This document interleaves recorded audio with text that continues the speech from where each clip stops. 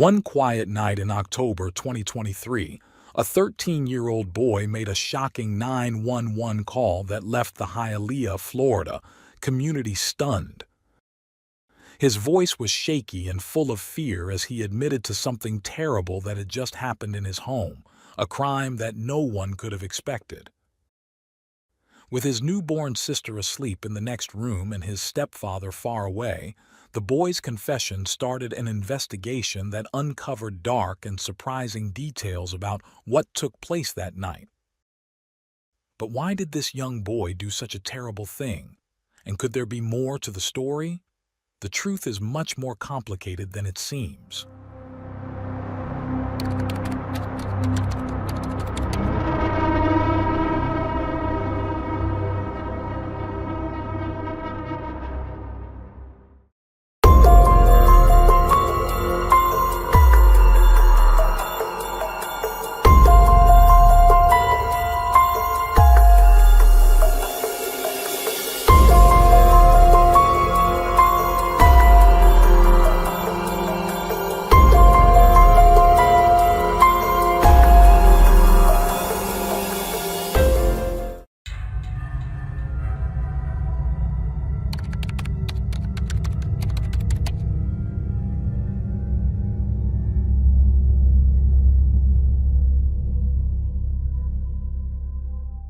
Irina Garcia, born around 1984, was of Cuban descent and moved to Miami, Florida, with her mother. While not much is known about her early life, she later married Jose Rosa, a man serving in the military, and they welcomed their first child, Derek Rosa, on August 26, 2010. Although Irina and Jose eventually divorced, they maintained a friendly co-parenting relationship. Derek spent weekdays with his mother and stayed with his father every other weekend. He also had a strong bond with his maternal grandmother. Derek grew up as a respectful and well-behaved child, known for his academic achievements and strong character. He was a student at Mater Academy, excelling in his studies, and had dreams of becoming an engineer in the U.S. military. As time passed, Irina found love again with Frank Ramos, a fellow Cuban who worked as a long-distance truck driver. The couple moved into an apartment in Hialeah, Florida. In 2023, Irina became pregnant with her second child. A few days before giving birth, the family captured their joy in a photo shoot, celebrating the upcoming arrival of their daughter, Ashley, born in late September of that year. By all accounts, Irina was a warm and kind person, creating a harmonious and loving home. However, on October 12, 2023, just days after Derek's 13th birthday, their lives were shattered. That day, Derek made a shocking 911 call confessing that he had killed his mother with a knife. His voice was filled with fear and hesitation during the 17-minute call as he tried to explain to the dispatcher what had happened. He revealed that he was home alone with his mother and his 14-day-old sister who was asleep in her crib. Frank, his stepfather, was away on a trip, testing a truck outside the city. During the call, Derek mentioned that his stepfather had 2 firearms, one of which was in the apartment. After committing the crime, Derek had briefly considered using one of the guns to harm himself, but ultimately decided against it. He also revealed that he had spoken to a friend about the incident, a detail that left authorities stunned and raised more questions. When asked by the dispatcher why he had attacked his mother, Derek provided an answer that was not publicly disclosed. Throughout the call, the dispatcher worked to keep him calm and occupied, while officers traced his location and rushed to the scene. As police approached the home, the tension increased, and the dispatcher urged Derek to keep his hands empty and move away from any weapons. When officers arrived, Derek peacefully surrendered and was taken into custody while neighbors recorded the scene. Inside the home, police found a gruesome sight: Irina's body, lying on the bed covered in blood. Beside her, the newborn baby slept peacefully, unharmed. The infant was later placed in the care of her maternal grandmother. That same night, Derek was interrogated by the Hialeah police. Despite the gravity of his actions, he remained calm and composed during the questioning. He confessed that after going to bed around 10 p.m., he had woken up just after 11:30 p.m., gone to the kitchen, grabbed a knife, and entered his mother's room. While Irina slept next to her baby, Derek attacked her. What type of knife was it, do you know? It was just a big size kitchen knife. That big? Yeah. What did you do with the guns? I grabbed the gun. Okay. I pulled back to slide, but I didn't want to shoot myself. Okay. I intended to shoot myself before, but I couldn't. Why did you kill your mother? Do you know? If I have to say it now, Yeah, get it off your chest. Absolutely. I can wait for a lawyer. During the interview, Derek detailed the bloodstains on his shirt and hands, explaining they were from the attack. He even demonstrated the size of the knife he used, describing how he first targeted her neck, believing it was a vulnerable spot.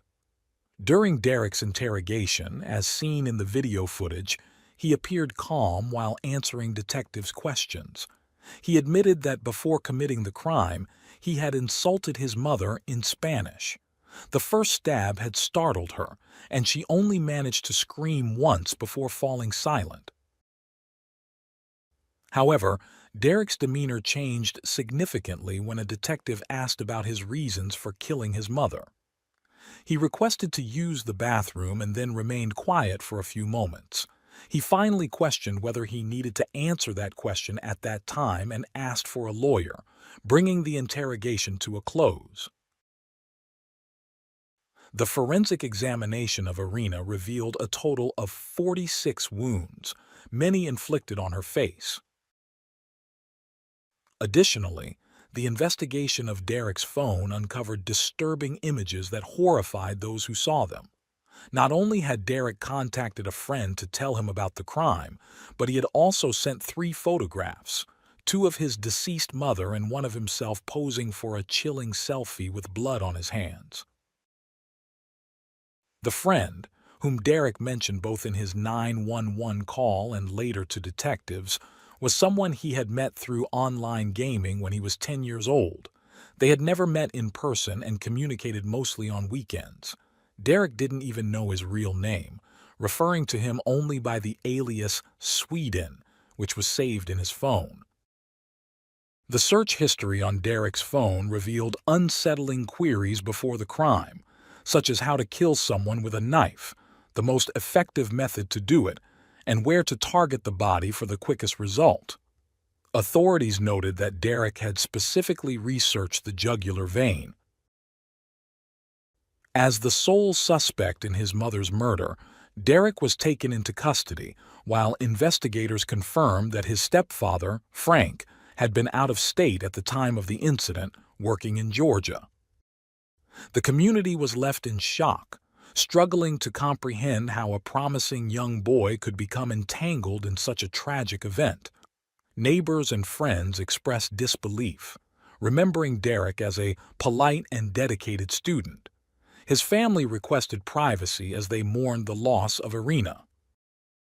A Hialeah police spokesperson revealed that Derek had been a model student, with no previous issues at home or school.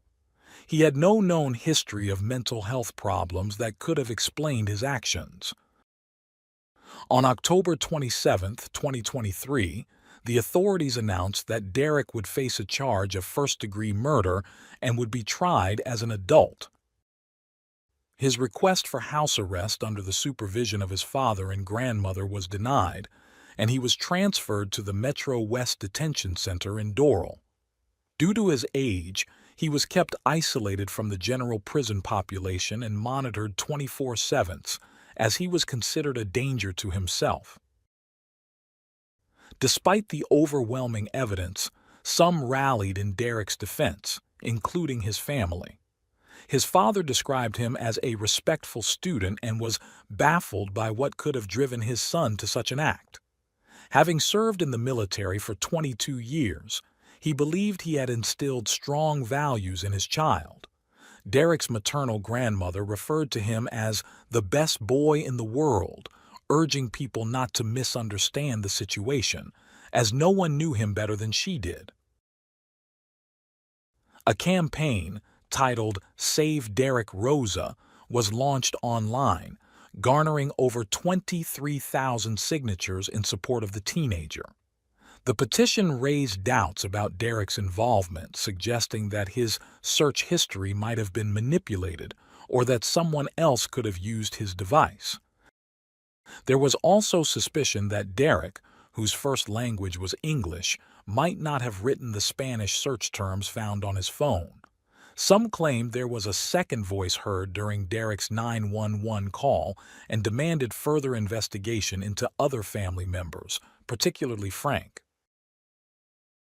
Although Frank was never a suspect, many speculated about his involvement. Some accused him of manipulating Derek, and rumors about Frank's personal life sparked public interest. Speculation arose that Frank had a second family in his home country, with photos surfacing online showing him with another woman and 2 girls. However, no concrete evidence linked him to a hidden past. After the crime, Frank opposed the defense's request to search the apartment, claiming that Derek's father and other relatives had already removed several items. The prosecution supported Frank's decision, though this refusal added to public suspicion. Frank's lack of public statements further fueled conspiracy theories, with many wondering about his whereabouts following the incident. On December 14th, the trial began. Derek's grandmother, father, and other relatives attended, and several testimonies were given in defense of the teenager. The defense lawyers argued for Derek's transfer to a juvenile detention center, stating that his rights were being violated by keeping him in an adult facility, given that he was a minor. Prosecutors, on the other hand, argued that Derek's current situation ensured he received an education while incarcerated. Testifying in his favor were a counselor and 2 teachers who provided him with personalized lessons to help him continue his high school education. Although the teenager spent around 20 hours a day confined in his cell, he had limited interactions. He met with his math teacher 3 times a week and had language classes for another 3 hours each week.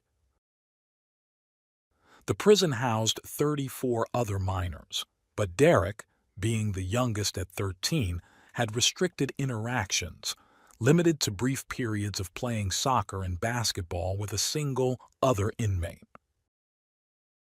Derek's math instructor testified that the boy responded to lessons just like any other student. Meanwhile, his language teacher noted that Derek often expressed confusion during lessons, leading her to suspect he had learning difficulties. However, she also emphasized that Derek was polite and a diligent student. Derek's attorneys argued that he had lost 6 pounds during his first few months in detention. They called a forensic psychologist to testify, although the psychologist had not personally evaluated Derek. The specialist attributed Derek's weight loss to depression caused by isolation and testified that Derek was likely experiencing severe self-harm tendencies, which were not visibly apparent. The psychologist also suggested that Derek could be on the autism spectrum and recommended that he be treated as if he had autism until proven otherwise. The Correctional Health Services psychologist diagnosed Derek with attention deficit hyperactivity disorder and confirmed that he had tendencies towards self-harm. It was notable that this was the first mention of Derek potentially being on the autism spectrum. Up until that point, he had not been diagnosed with any such condition, and his school records from the past 8 years had shown no signs of any deficiencies. Investigators who interacted with Derek in the hours following the crime also testified during this hearing, and the disturbing video of his confession was shown to the court. This was one of the few moments when Derek lowered his head and appeared to cry. Additionally, the state attorney's office released 2 new security videos as evidence. In the first video, Derek is seen opening the door to the apartment where his mother Irina is seated, holding the newborn baby. According to some sources, there was an argument between them. The second video shows Derek standing by his mother's bed as she slept, moments before her life was taken. The court also viewed photographs of the crime scene, including the weapon used. With these grim details, prosecutors aimed to prevent the judge from authorizing Derek's transfer to a juvenile detention center, insisting that he posed a danger to the community. After several days of testimony, the judge expressed concern over the relatively small amount of time Derek was allowed outside his cell but found no clear violation of his constitutional rights. As a result, the defense's request for a transfer to a juvenile facility was denied, and the judge ordered Derek to remain in the adult detention center. In an emotional hearing on Thursday, February 15th, defense attorneys presented 26 letters written by family members, all emphasizing that Derek was a kind, loving child and that the crime did not reflect his true character. The courtroom was filled with tension and hope as the letters were read aloud, highlighting the deep emotional impact of the situation on Derek's family and supporters. Derek's grandmother, father, and other family members attended the hearing, their faces filled with concern and love. Supporters from different parts of the United States had also traveled to be there, wearing T-shirts emblazoned with "Save Derek." Their presence was a powerful display of unwavering support for the young boy. Many in attendance echoed the sentiment that a child is innocent until proven guilty, and they firmly believed Derek Rosa could not have committed such a heinous act. His maternal grandmother emphasized that Derek was not an adult, but still a child who needed guidance. His biological father pleaded for leniency and a second chance to help Derek grow and learn from his mistakes. Both underscored the strong family support surrounding him. The letters submitted on Derek's behalf mostly asked the court not to treat him as an adult in the legal process. Derek's defense team argued that they were not prepared for trial because the prosecution had not provided all the necessary evidence. They pointed out key missing elements such as witness reports, footage from the baby monitor, clothing, and other personal items. Derek's attorney requested a court order forcing the prosecution to hand over the missing evidence or to exclude it from the case if it wasn't produced by a specific deadline. However, the prosecution had also been unable to access data from Derek's computer, tablets, and gaming consoles. The judge overseeing the case confirmed that there were 750 photos and multiple witness statements involved and ordered the prosecution to submit all unedited information. A new hearing date was set, but the judge maintained his decision to try Derek as an adult. Despite the judge's expressed urgency to expedite the trial, citing concerns about Derek's conditions in detention, the case became tangled in a series of hearings and delays. Throughout the proceedings, the defense petitioned for Derek to be declared indigent, arguing that the family lacked the financial resources to afford private attorneys.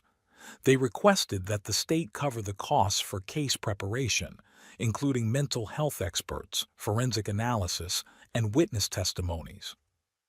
At the most recent hearing, held on September 21, 2024, Derek appeared virtually and remained silent. His family broke down in tears upon seeing him on the screen, overwhelmed with emotion and pain. Concerned about the lengthy periods Derek spent in isolation, his lawyers once again petitioned to transfer him from the adult jail to a juvenile detention center. According to news reports, March records indicated that Derek had only been out of his cell for a total of 119 hours, with just 5 hours devoted to his education. Despite these revelations, the judge denied the request once again. New developments emerged when the prosecution identified Derek's mysterious online friend from the night of the crime. Through electronic device analysis, detectives traced the phone's owner and conducted an interrogation.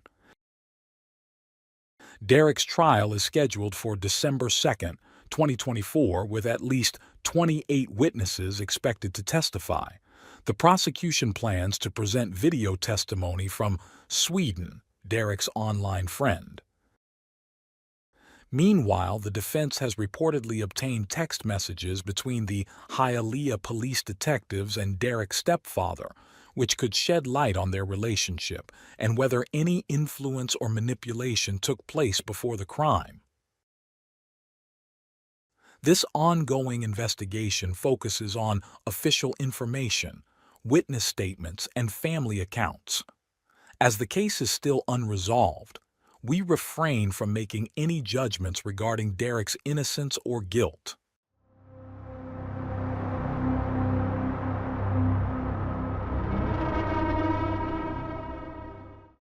Thanks for tuning in to Unreal True Crime.